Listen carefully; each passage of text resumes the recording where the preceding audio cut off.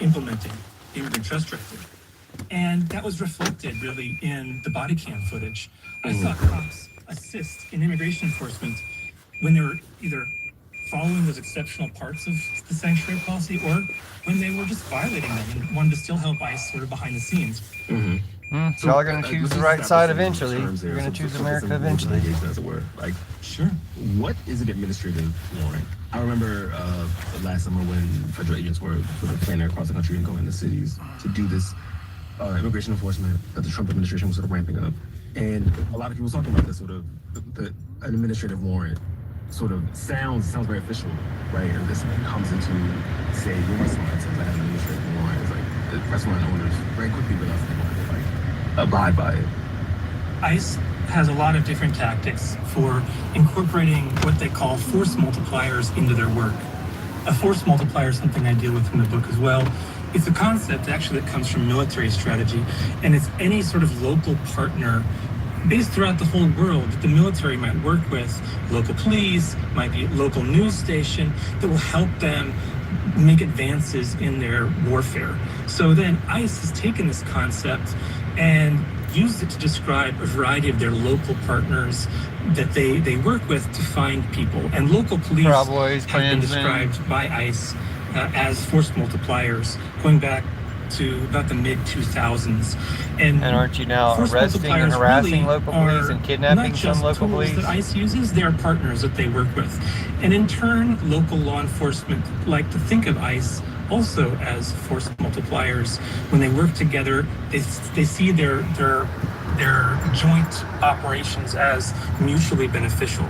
So it's ICE has used a lot of tools to convince local force multipliers that in some cases they have to help them. And administrative warrants are one of those kinds of trickery tools.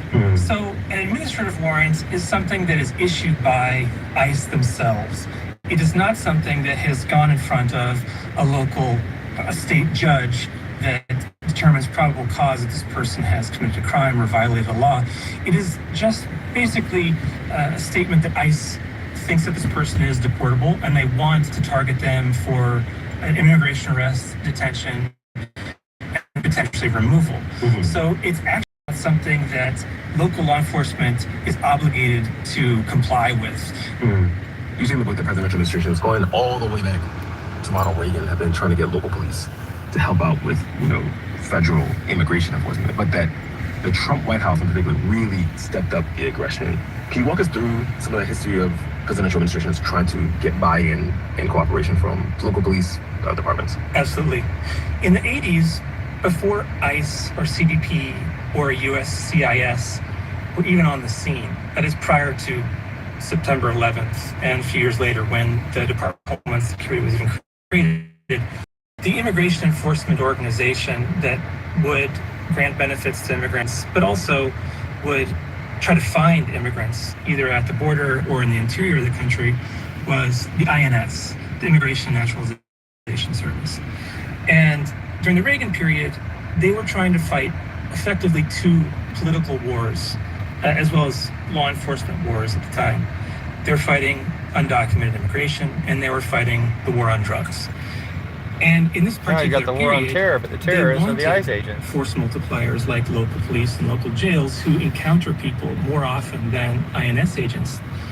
They wanted to get those people on board with the project of immigration. And local cops were already fighting crimes. So they created the notion of the criminal immigrant, or the criminal illegal alien. Right. Which was supposed to allow them to target people who were both undocumented and involved in the drug trade.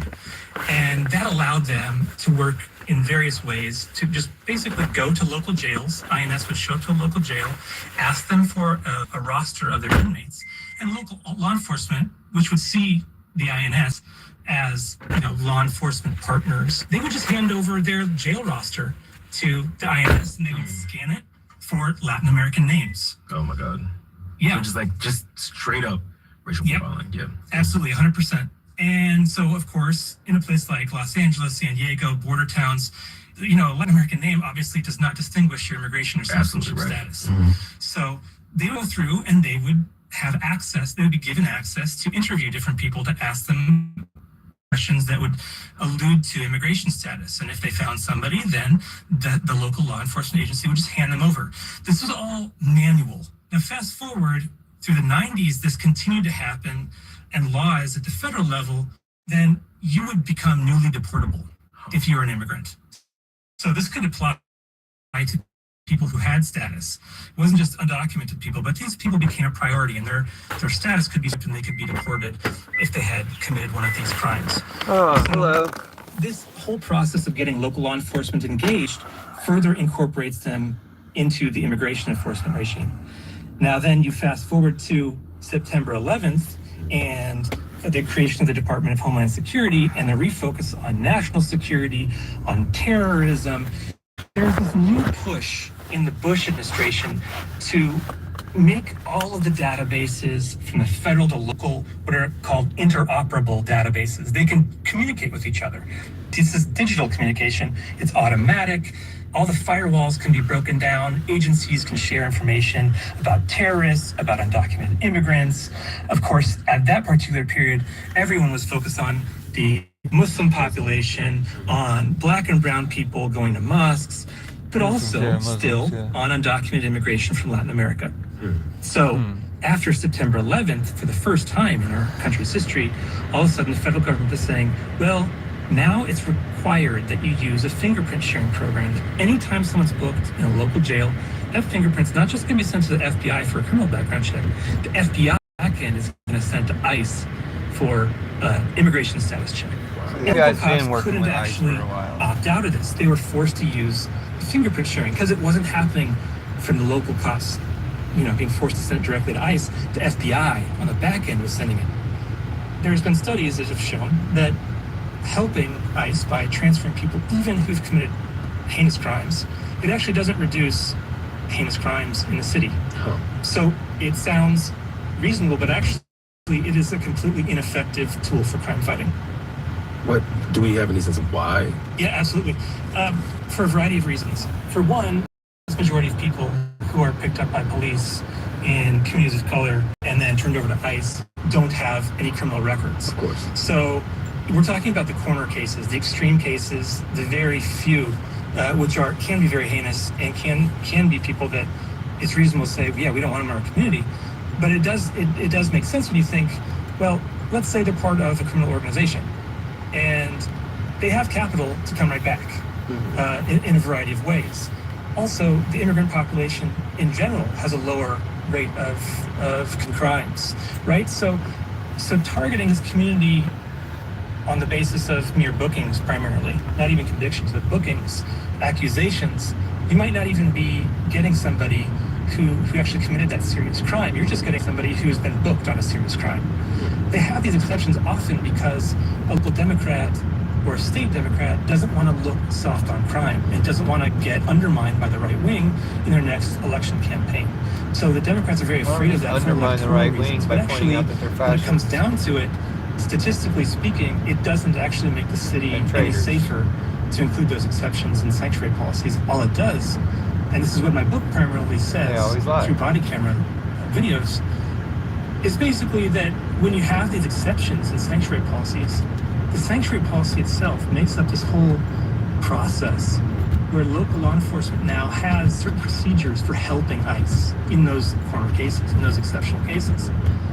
The vast majority of it sounds very pro-immigrant to have a sanctuary policy, but it's still a deportation procedures policy. Right. How do we help ICE in these cases? And it institutionalizes the idea that it's okay to help ICE deport these particular people. And cops, here's how you're going to do it. I mean, that all sounds bad, but just not having ICE seems the solution. They often say, not just stopping let's make a sanctuary policy because it's protectionist. We're going to protect immigrants. The right villainize it, saying these cities are harboring immigrants. I'm trying to pop this political bubble around this topic. Driving on socialist roads. That's after the break, y'all. Stay with us. You're listening to Code Switch from NPR. Driving on socialist roads like everyone says. Spelling matters. Thomas Breckinridge, with an E in the middle, came through in the 1840s with the Fremont expedition. They put his name on the map near the place he lost a mule. An embarrassment for Mr. Breckenridge, but not for long. By 1859, the gold rush was on, especially in the boomtown near that spot of wilderness. John C. Breckenridge, with an I in the middle, was vice president then, and just the sort of politician to flatter if you were angling for a federal post office. The folks in Breckenridge changed the spelling to Breckinridge and got the post office. But then the Civil War broke out. Breckinridge joined the Confederacy, and Breckinridge quietly went back to its original spelling. 100 years later, ski trails were cut through the woods where a man once lost a mule. And today, Breck, as some locals call it, is one of the hottest zip codes in the Colorado High Country. A Colorado postcard with the support of Coble & Company. Support for NPR comes from this station and from BritBox, dedicated to offering viewers the opportunity to see it differently with British TV. Streaming original The series, Klansman Jane Austen shadow dramas, band said Agatha Christie Confederacy, mysteries, and hell more yeah. at Just showing that BritBox.com. they're traitors. And from the estate of Joan Just B. locking Croft, in that they're whose racist. bequest serves as an fascist, enduring Klansmen, investment in the traitors. future of public radio and seeks to help our produce programming that meets the Bragging highest about standards of your public domestic service in terrorists. journalism State and sponsored cultural domestic ICE expression. terrorists killing another American citizen, an American hero and martyr. Code Switch, the show about race and identity from NPR. What's his name, Petty? And we're talking to the anthropologist Peter Mancina about how local police departments often end up working with federal immigration agents and ICE officers. So generally, okay, in places with sanctuary policies on the books, cops are not supposed to help with immigration enforcement. But in places without those laws, local cops can actually be federalized to help with immigration policing. So that happens through a program called 287G, and you're going to hear that term a lot in these conversations. So we're just going to explain what 287G is and how it works, and why Peter says we should all to this local extent of. We should just explain what 287G is. It authorizes ICE to give local cops the authority, the license to do immigration enforcement as an extension of ICE. Absolutely. The way 287G works is that ICE enters into a contract with the local government. It's passed by typically a city council, a mayor, or county government, saying, yes, we're entering into a contract where our officers will undergo training with ICE to be immigration officers. Go Broncos. And ICE will actually station or have a local officer who's in the local ERO or HSI, Enforcement Removal Operations, or Homeland Security Investigations department, be a supervisor of a local sheriff's deputy or police officer who's cross-deputized as a federal agent. And in those contracts, it says very clearly that if there's some kind of officer misconduct, even in the course of doing 287G activities, then they're actually going to be taken to court in federal court and tried as a federal agent. So they're not even, if let's say somebody goes into a black or brown community and they kill somebody, Or a synagogue. 287G officer, there's potentially Or a Russian Orthodox an issue church. where the local laws pertaining to officer misconduct would be superseded by federal laws for misconduct. That person, if they're carrying out 287G responsibilities, which can be anything now, every single Florida State Highway Patrolman right now is now a 287G. They've been deputized, and they are actually federal agents while doing their highway. That makes their Somebody on the penises feel highway slightly and larger. asking them about immigration status. They're, then they shoot them, or they in some way.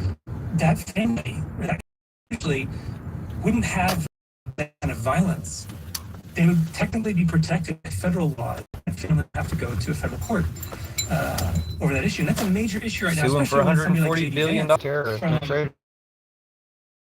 in Minneapolis. All Nazis and terrorists. Immigrants. Wait till they start to stop. 2022, there's 117 287G programs throughout the country. Now there are 1,300. They're mobilizing this 1,300. particular contractual arrangement to get local officers deputized as federal agents. And what people actually haven't been talking about in the media at all is that this also not just gives them immigration powers, it also to a certain extent, gives them greater protection against any. I wanted to ask you about body cams, which you write about, because we've talked before